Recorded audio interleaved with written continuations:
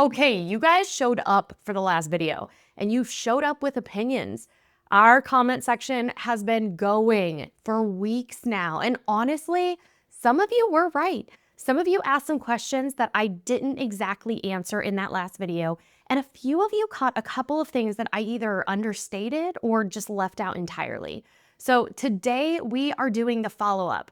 Your questions, the corrections, and a full, honest map that I think a lot of people are still missing. But real quick, if you haven't seen the first video, here is everything that you need to know about the new property tax bill in 30 seconds.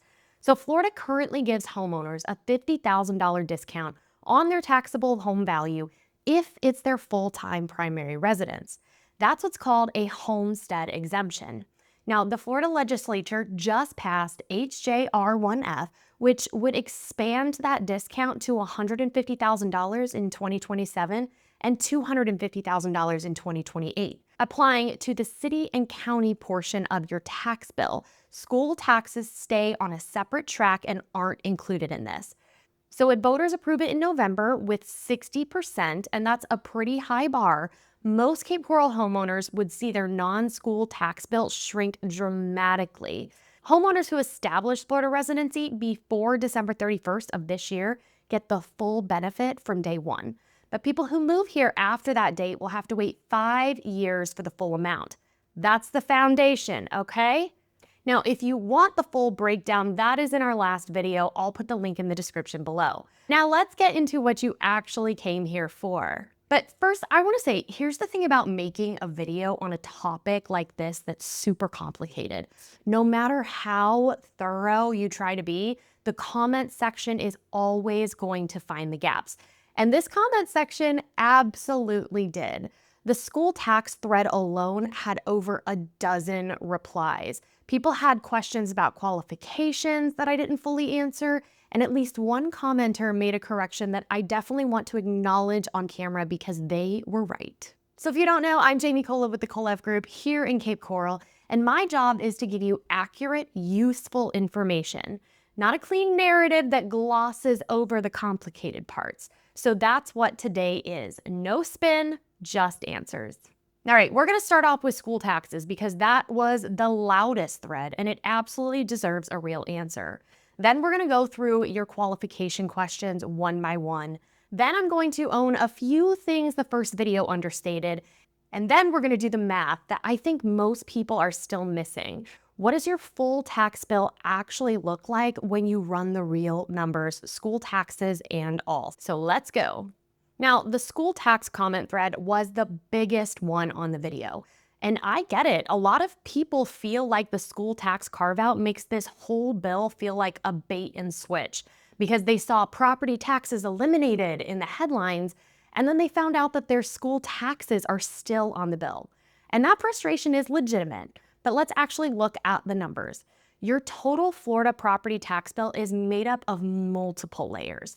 You have the city millage rate, the county millage rate, special district assessments, and then school district taxes, which are set separately by your local school board with significant state oversight over the formula that they use to determine those. HJR 1F touches the city and county layers, but it does not touch school taxes.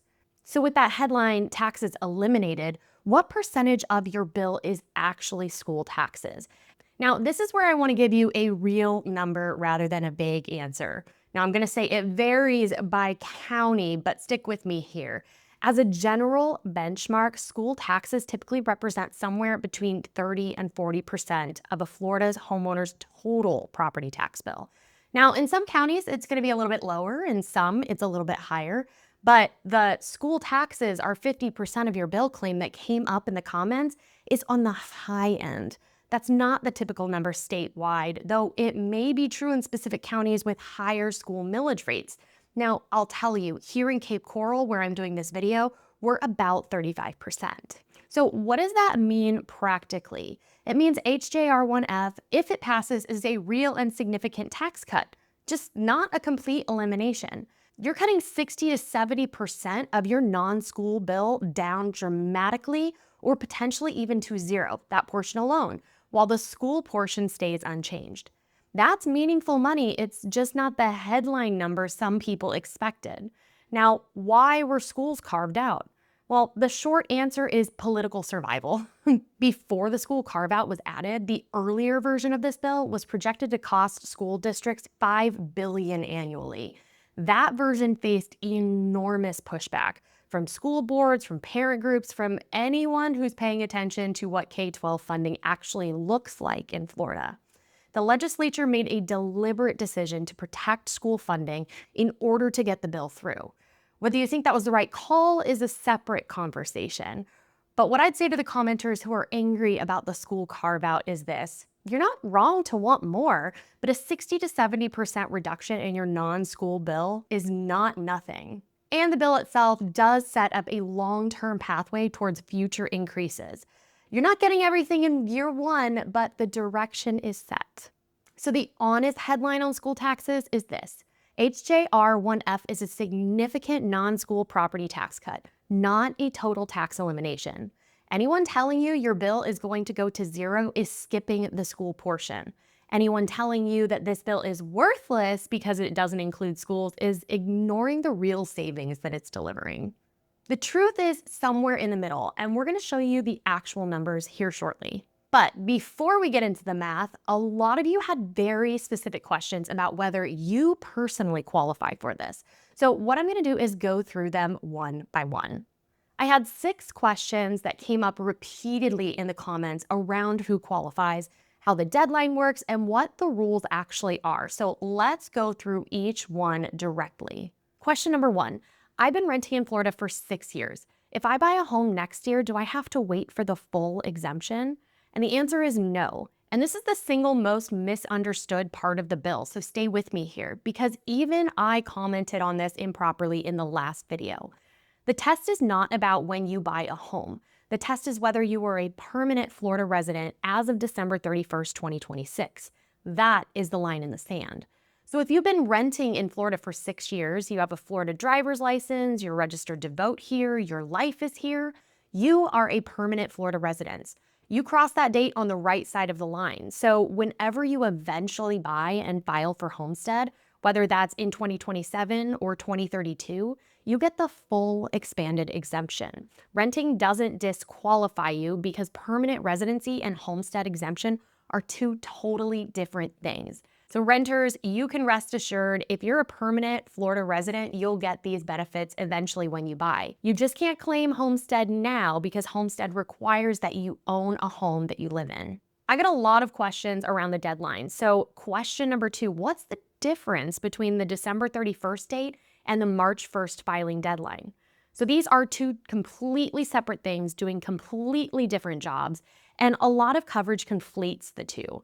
So the December 31st, 2026 is the residency deadline. That asks one question. Was Florida your permanent home on that date? It has nothing to do with owning the property. Now, March 1st is the annual homestead filing deadline. That's the paperwork you submit to your county property appraiser once you own and occupy a home.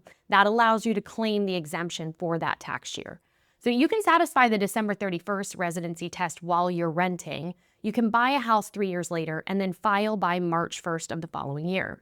2 totally different dates. Now, if you miss the March 1st filing deadline, you're going to lose that 1 year's exemption, but you don't lose the fact that you have permanent residency status. Just don't forget to file by March 1st of the next year so you don't lose the benefits that year. Question number 3. Do you need to own your home outright, so no mortgage, to qualify for the homestead exemption? No, you do not need to own your home free and clear. Homestead exemption applies whether you have a mortgage or not. What you need is legal title to the property and to be occupying it as your primary residence as of January 1st. Your lender has nothing to do with your homestead eligibility. Question number 4. I'm a long-term Florida resident currently renting and I want to buy. Do I get the full exemption? Yes. If Florida is genuinely your permanent home as of December 31st, 2026, you are in the established resident bucket, full stop. So it doesn't matter that you're renting. It doesn't matter when you buy. You could buy in 2027, 2029, 2032, 2052, and when you file for homestead, you'll receive the full expanded exemption. The step-up period applies only to people who were not permanent Florida residents on that date. So if you've been living here, working here, and Florida is where you intend to stay, you are absolutely fine. Take your time, find the right house. Question number 5. Will Florida add a state income tax to make up for the lost property tax revenue? No. And there's actually a constitutional reason this is harder than it sounds. Florida's constitution currently prohibits a state income tax, and changing that would require its own constitutional amendment with a 60% voter approval threshold. DeSantis has been explicit that income tax is off the table. The revenue replacement levers are millage rate adjustments, fees, and spending discipline, not income tax. Question number 6, is this only for Cape Coral or does this apply to all of Florida? Good news, all of Florida. HJR 1F is a statewide constitutional amendment. Every Florida homeowner with a homesteaded primary residence benefits if voters approve this in November.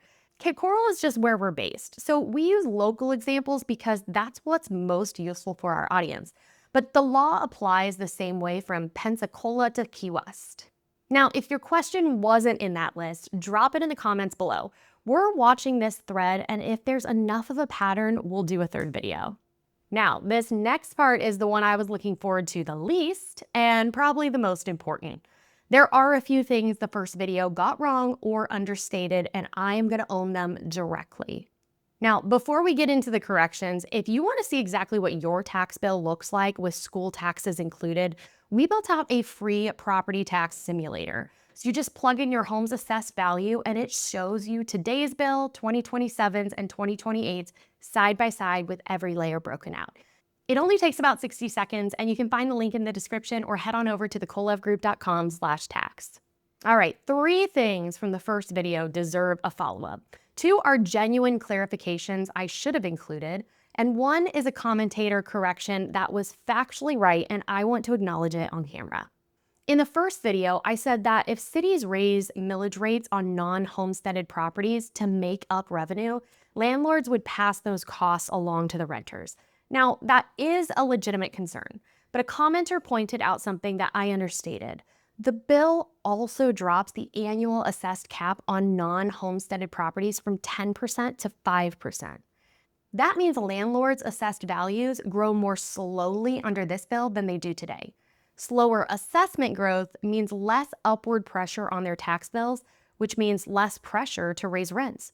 So the picture for renters is actually more nuanced than I made it sound. The millage shift concern is real, but it's partially offset by the cap change. And I definitely should have mentioned that the first time. Second thing worth knowing, you may have read that HJR 1F includes a state trust fund to backfill rural counties that are going to lose revenue under this bill. A lot of articles say that, but it is not in the bill that passed. It was in the governor's original proposal, the one that he unveiled on May 27th, a constitutional trust fund to give grants to local governments hurt by the tax cut. But that draft never defined what counted as core service, and it never identified where the money would come from. When the legislature took it up during the June special session, they just stripped that out. So the version going to voters has no backfill mechanism. If it passes, local governments absorb the revenue loss and work it out with the levers we talked about in the first video. Millage increases, fees, sales tax, and spending discipline. That is the whole toolkit. And I'll give you both sides on this because it genuinely cuts both ways. Supporters would say the legislature stripped the trust fund because it was an unfunded promise with no revenue source behind it. A fund that, as the Florida League of Cities would put it, would get rated first in any recession. Removing a hollow promise is not the same as removing real protection. Now, critics would say the legislature kept the tax cut and threw away the safety net. Both of those are fair readings, but what matters is that you know it isn't in there anymore. And finally, a commenter pointed out that in addition to the ad valorem taxes this bill covers, most Florida tax bills also include non-ad valorem assessments. Things like solid waste fees, stormwater fees, and special district assessments that are charged per unit, not based on your home's value. Now, HJR 1F does not touch those. So even if your assessed value is $200,000 and your non-school ad valorem taxes go to 0 in 2028, you'll still have a line or two on your bill for those flat rate fees. Your bill won't exactly be zero, but for most homeowners, these non-ad valorem fees are a relatively small portion of the total. The bulk of the savings, though, are still real. Look, making videos on complicated policy topics at the speed in which the news is moving is hard. But I'd rather own a gap and correct it on camera than pretend it wasn't there. Now, the three things I just walked through don't change the core story, but they do make it more accurate, and more accurate is always better. Okay, last thing. Let's do this actual math. The full math. School taxes, non-ad valorem fees, everything. What does your real Cape Coral tax bill look like under this bill? Now, I'm going to be running through a lot of numbers here, so if you want to see what this looks like on your actual home, go ahead and head over to our tax simulator. The link is in the description. Okay, so I've seen a lot of comments saying it's not really zero, and they're right, it's not zero. But I also want to push back on the idea that because it's not zero, the savings aren't real. So let's use the actual published Cape Coral millage data so you can see exactly what we're talking about. Here is the real millage picture for a Cape Coral homeowner right now. And please stay with me for all these numbers. The City of Cape Coral's fiscal year 2026 operating millage is 5.1471 mils, plus 0.1608 mils for the park's GO bond. Lee County adds approximately 4.5 mils. Special districts like mosquito control, water management, and others add roughly another mil. That puts your non-school ad valorem total at approximately 10.81 mils. The Lee County School Board adds 4.613 mils on top of that, broken down as 3.038 required local effort, 5 basic discretionary, and 1.5 for capital outlay. I know, that's a lot of numbers. So your total combined millage as a Cape Coral homeowner is roughly 15.4 mils. Now, school taxes make up about 30% of your total bill.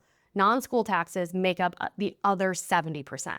That's the real number right there, not 50, like some commenters are suggesting, but 30% is still a meaningful chunk that doesn't move under the bill.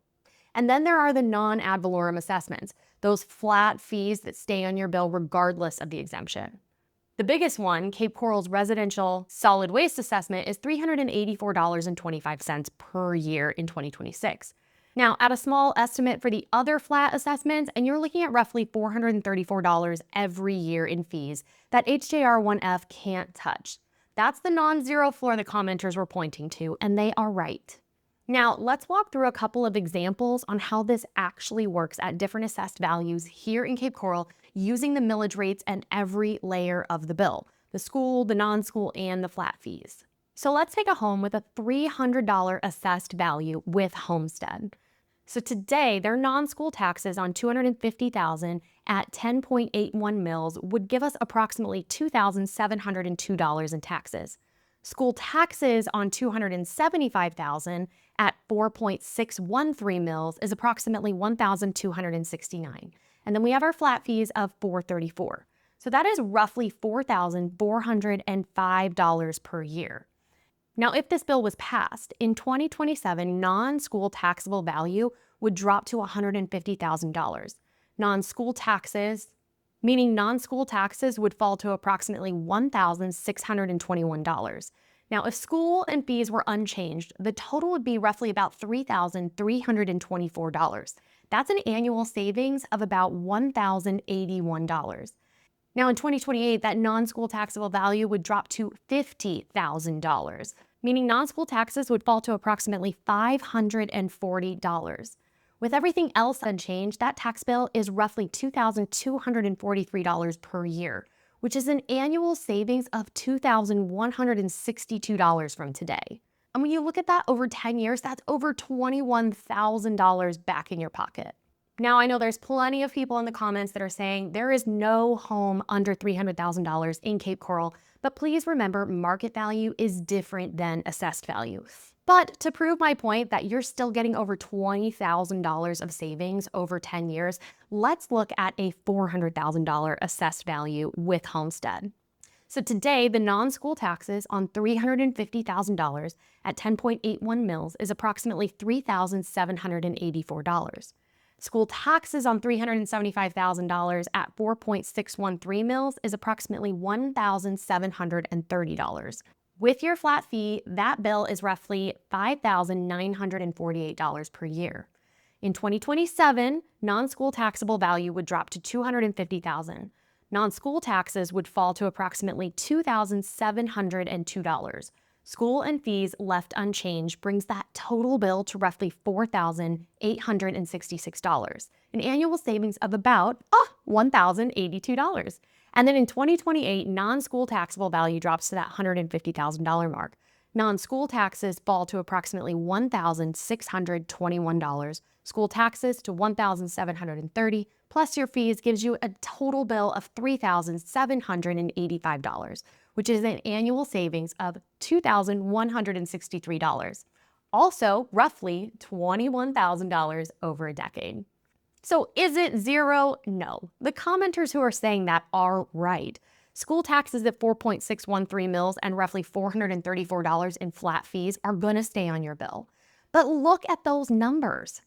A $300,000 assessed home is going from $4,405 to $2,243, which is an incredible savings every year. These are real compounding annual savings, not a rounding error. Now, if you don't believe me, the city's own property tax toolkit at capecoral.gov breaks all of this out so you can look up your specific address and see every layer. And if you want to run your own specific numbers, your actual assessed value broken out exactly, our simulator does all of that for you in about 60 seconds.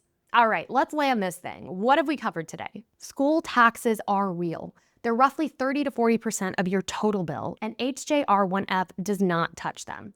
Your non-school tax bill is what's getting cut dramatically or potentially eliminated. The December 31st deadline is still real, and the rules around it are exactly what the first video said. But the first video did understate the rural county backfill plan, got the renter impact slightly wrong on the cap change, and didn't fully address those non-ad valorem fees. All of that is hopefully corrected now.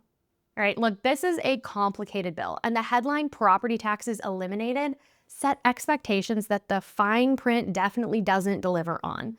So I get why people are frustrated, but the savings is real. The deadline is real, and the November vote is real.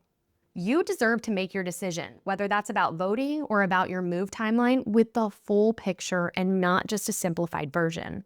So you came in here because the comment section made you curious about what I got wrong. And I hope what you're leaving with is a cleaner, more complete picture of what this bill actually does to your specific property tax bill. Every layer, no shortcuts. Again, if you want to see all this broken out for yourself, take a look at our property tax simulator. It's going to show you today, 2027 and 2028, side by side. That is in the description. And if the December 31st deadline is affecting your move timeline and you want to walk through what this means for your specific situation, that's exactly what we're here for. Go book a call with us today and we would be happy to help walk you through.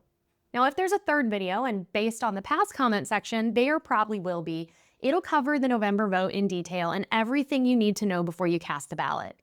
Subscribe so you don't miss it and keep the comments coming. We'll see you in the next one.